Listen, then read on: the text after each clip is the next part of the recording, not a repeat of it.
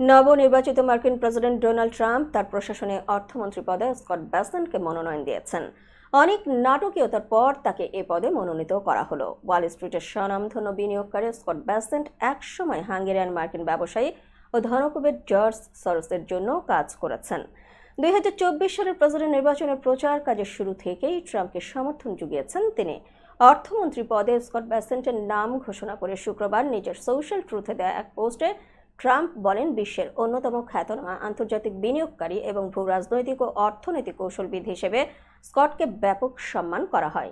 Trump আরও বলেন, Scott America first এজেন্ডার দীর্ঘদিনের একজন সমর্থক। আমার নীতিগুলো সমর্থন করার মধ্য দিয়ে তিনি যুক্তরাষ্ট্রের প্রতিযোগিতামূলক মনোভাবকে এগিয়ে নেবেন এবং অন্যায্য বাণিজ্য ভারসাম্যহীনতা বন্ধ করবে।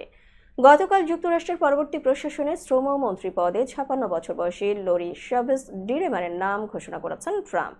রিপাবলিকান এই রাজনৈতিক অরেগন থেকে মার্কিন পার্লামেন্টের নিম্নকক্ষ প্রতিনিধি পরিষদের নির্বাচিত সদস্য। তার প্রতি ট্রেড ইউনিয়নগুলোর সমর্থন রয়েছে।